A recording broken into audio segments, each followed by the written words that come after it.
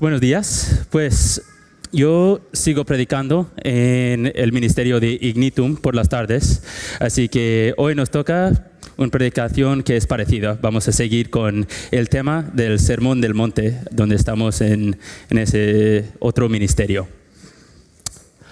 Hay que encender esto. Vale.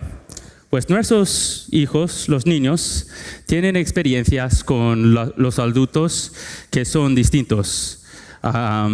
Yo puedo hablar de mis hijos y pues hace algunas semanas estaban mis suegros aquí y amo a mis suegros con todo mi corazón, pero los suegros malcrían a los hijos. Yo creo que es su trabajo, más o menos. Eso es otra responsabilidad. No es un padre, pero no tienes toda la responsabilidad de ser un padre, pero tienes el amor, todo el amor en el mundo para este hijo. Quiere darles chuches todo el día, quiere que saben que son aceptados y amados. Y pues todos sabemos esta historia. Y esto es lo que pasó con mis hijos. Siempre han preferido pasar tiempo, estas semanas, días que tienen con sus abuelos, mejor que con mí y Estefanía. Claro, es naturaleza.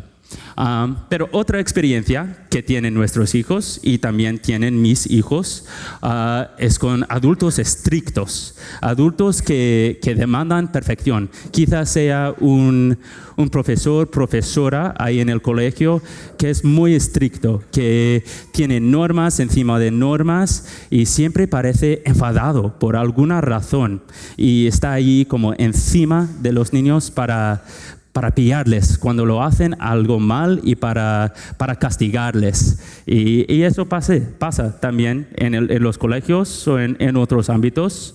Y tenemos estas dos ideas de adultos, los abuelos permisivos y estos profesores muy, muy estrictos que solo piensen en las normas y las reglas. Pues yo creo que nosotros también, como adultos, tenemos pensamientos de esta manera sobre Dios. Yo creo que podemos pensar de Dios en una manera que es un abuelo permisivo, que siempre nos va a amar, siempre nos va a perdonar, siempre nos va a aceptar. Solo quiere que hagamos lo mejor posible para ser buenas personas, pero realmente Él siempre está ahí para perdonarnos, para darnos regalos y darnos chuches y amarnos, que esto sabemos. Y en otro lugar, algunos de nosotros tenemos pensamientos, una idea de Dios, que es un Dios estricto, un Dios que quiere castigar, que tiene normas encima de normas, que demanda la perfección y quiere que cumplimos con lo que haga, porque si no, Él está preparado allí para castigarnos, para mandarnos al infierno, porque esto es el Dios que creemos. Pues, estas dos ideas de Dios, yo diría que son fáciles de ignorar en nuestras vidas.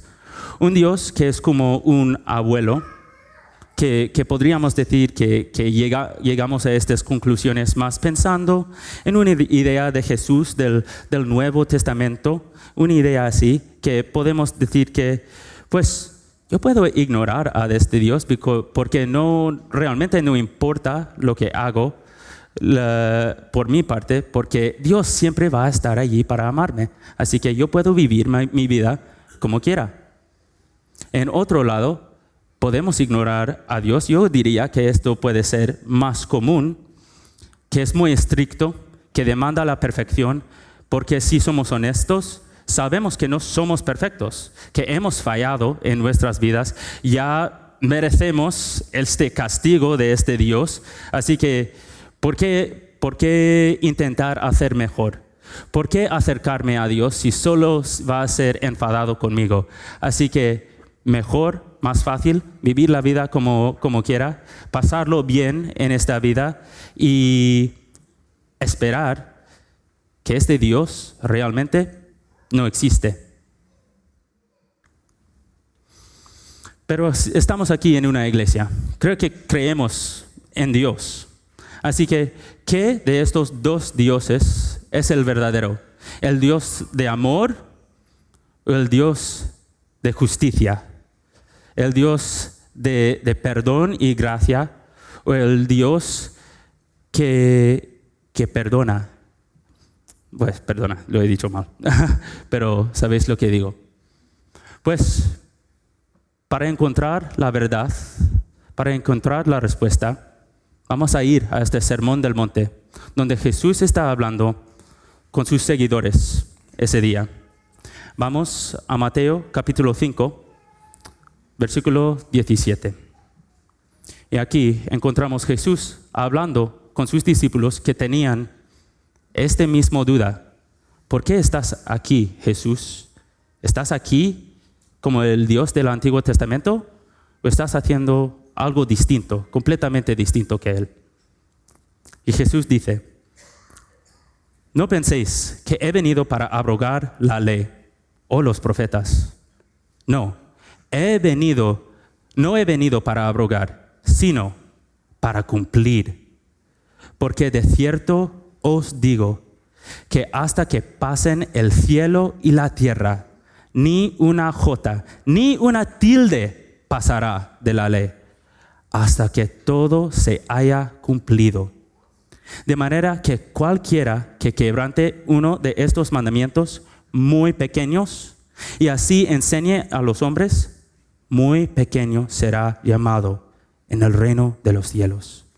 Mas cualquiera que los haga y los enseñe, éste será llamado grande en el reino de los cielos. Porque os digo que si vuestra justicia no fuere mayor que la de los escribas y los fariseos, no entraréis en el reino de los cielos. Vale. Estas son las palabras de Jesús, del Nuevo Testamento. Yo creo que para entender estas palabras mejor puede ser necesario que buscamos algunas definiciones y entendemos algo mejor de este pasaje. Pues, ¿qué es la ley y quiénes son los profetas? Podemos hablar mucho de qué es la ley, pero yo creo que podríamos definirlo, resumirlo en los 10 mandamientos. En los 10 mandamientos encontramos que Dios dice, pues, no matarás, solo tendrás mí como Dios, que no cometerás adulterio. ¿Vale? Pues vemos que estos son normas. Pero el propósito de estas normas no es solo normas. Estas normas existen porque Dios creó los seres humanos para ser sus representantes en este mundo. Para que los humanos sean como Él en su carácter y que ellos llevan a cabo su trabajo, sus obras en este mundo. Y estos 10 mandamientos más los 600 otras normas que encontramos en el Antiguo Testamento nos hablan de cómo ser como este Dios santo. Cómo podríamos llevar a cabo este proyecto que tenía Dios para la humanidad. Pues, ¿quiénes son los profetas? Cuando Jesús está hablando de los profetas en este contexto, está hablando de los otros 34 libros del Antiguo Testamento. Y ahí encontramos los hechos de Dios interactuando con ese pueblo especial, Israel. Y cómo era su intención hacer esto a través de ellos, que ellos sean sus representantes en este mundo. Y vemos el amor, vemos las promesas, también vemos violencia y juicio en este pueblo y por sus enemigos, a ellos que no cumplían con esta ley. Vemos que Dios odiaba el pecado. Pues estos son la ley y los profetas. También este pasaje habla de fariseos y escribas. ¿Quiénes son estos hombres de que Jesús está hablando? Pues podemos decir que estos eran en el día de Jesús los ejemplares de la santidad. Estos hombres habían memorizado una gran parte del Antiguo Testamento y habían dedicado toda su vida a cumplir con ello. Ver cada tilde, cada letra y cumplir con esta ley de Dios. Pero el problema con estos hombres es que ellos lo hicieron para evitar el castigo. Ellos lo hicieron para cubrirles las espaldas. No querían ir al infierno, pero esto no era el propósito de Dios para esta ley. Esta ley era para que ellos podrían ver su amor y cómo ser como Dios. Y esto no era la intención de los fariseos y escribas. Pues estoy aquí hablando de la ley, estoy hablando de este texto que encontramos en el Sermón del Monte, pero suena difícil decir estas palabras en una iglesia evangélica, porque aquí como evangélicos hablamos mucho de la salvación por fe y no por obras. Pero aquí Jesús dice que hay que ser más justo que estos fariseos, que eran los ejemplos de la santidad, para que podríamos ir al cielo. Entonces, ¿qué hacemos? ¿Qué hacemos si Jesús está allí pues obligándonos a ser santo, ser perfecto? Pues tenemos que reconocer primeramente que Jesús no está mintiendo, no está intentando decir dos cosas contrarias. Jesús aquí en estas palabras está diciendo con todo acuerdo del Antiguo Testamento que los requisitos para entrar en el cielo son la perfección.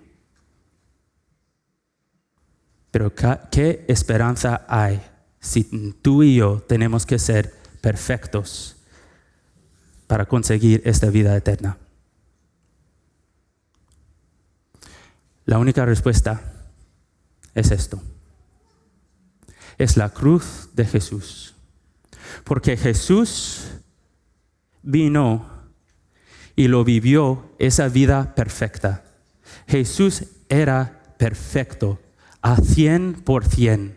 Obedecía cada uno de estas leyes del Antiguo Testamento sin fallar. Cumplía con el requisito. También vivía una vida santa para mostrar al mundo qué santo y bueno era el Dios de la Biblia. Pero Jesús vino también para cumplir con las promesas del Antiguo Testamento. Porque ahí en el Antiguo Testamento encontramos promesas de salvación, de amor, de cuánto Dios ama a su pueblo y quiere la restauración. Pues Jesús vino para hacer todo esto. Pero la única manera en que estos dos se pueden casar, la obligación de perfección y el amor, es en la cruz, donde un hombre inocente sufrió esta violencia y ira que merecemos tú y yo. Y es solo por confiar en Él que podemos llegar a esta perfección. Pues sí, vemos que Dios es lo mismo en el Antiguo Testamento y en el Nuevo, que justicia, la obligación de justicia y el amor de Dios que encontramos se juntan en la cruz de Cristo. Pero ¿qué tiene que ver esto conmigo? Pues es esto. Si tú quieres entrar en el reino de los cielos, tienes que ser perfecto. Y la única manera de ser perfecto es confiar a 100% que Jesús era este hombre perfecto y que sufrió el castigo que mereces en tu lugar. Y como cristianos, si ya tienes fe en este Jesús, tendemos a olvidar la importancia de la centralidad de la cruz, de la centralidad de ¿cómo decirlo? Que Jesús poniéndose en nuestro lugar. Quizás no lo hacemos explícitamente, yo diría que la mayoría no, que si alguien viene a nosotros y nos pregunta, pues, ¿qué es el centro de tu fe? Dirías, Jesús, la cruz. Pero en nuestra vida, día a día, vamos portándonos como si fuera nuestra justicia depende de nosotros. Podemos volver a pensar que necesitamos cubrirnos las espaldas. Olvidamos de que ahora nuestra motivación por obediencia no es evitar el castigo, no es evitar el infierno. Ahora, como cristianos, nuestra motivación para cumplir con lo que quiere el Señor es porque por amor queremos ser como Él. Queremos mostrar, como estuvimos cantando, esta perfección, santidad y amor al mundo que nos rodea. Pues una ilustración del por qué esto era necesario. Pues yo creo que estando aquí en España, un país que muchos dicen que es cristiano, lo que quiere decir esto, pero recordamos algo de las historias de la Biblia y uno de los más famosos es la historia de Moisés y el mar, donde cuando Moisés con los israelitas estaban huyendo de Egipto, Dios les estaba salvando y estaban allí en Egipto como esclavos, físicamente haciendo el trabajo de esclavos. Pero Dios queriendo salvarles, liberarles de este esclavitud físico, pues les llevó al mar. Y allí vino el faraón y el ejército de Egipto. Y Dios, para salvarles, abrió el mar. Y los israelitas pasaron por el mar en tierra seca.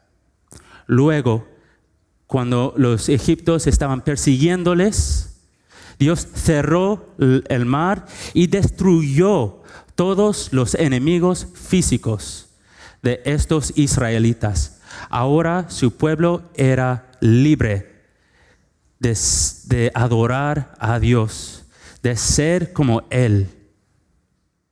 Pero encontramos unos días después que en vez de confiar en ese Dios que acaba de salvarles, deciden que van a adorar un ídolo, un otro Dios de su propia creación y portarse tan malo, sino peor que los de Egipto, haciendo todo el pecado imaginable en ese desierto. Esto lo digo porque a veces podemos pensar que nuestras circunstancias son la razón por qué pecamos. Nuestras circunstancias que nos rodean son la razón por qué no podemos seguir a Dios como queremos, porque no podemos ser perfectos como Dios quiere. Pero esta ilustración de los israelitas es para nosotros, porque somos como ellos. Llevamos este pecado, esta maldad dentro de nosotros. Y necesitamos que alguien viene para salvarnos de nosotros mismos y hacernos perfectos. Y esto es lo que hizo el Señor Jesús. Pues para terminar, el Señor no es un abuelo permisivo que no demanda nada de ti para amarte. Él quiere y demanda la perfección, pero ni es un profesor estricto. No está esperando pillarte. Él realmente te ama. Y por esto mandó a Jesús. Porque la única manera para satisfacer este requisito de la perfección era absorber todo este castigo en sí mismo.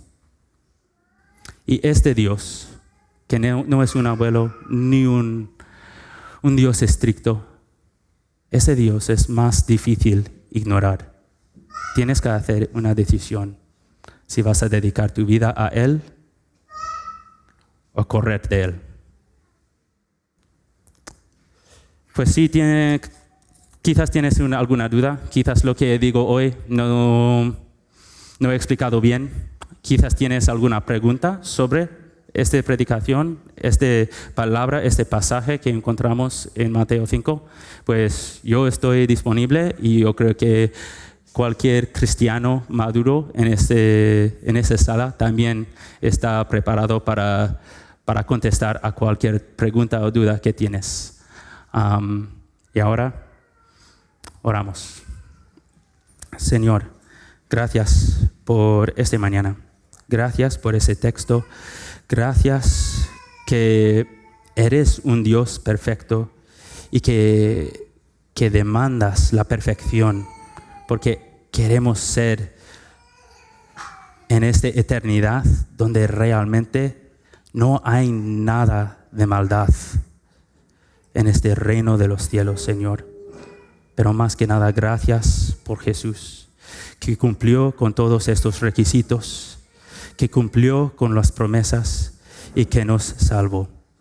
Te damos toda la gloria y honra en su nombre. Amén.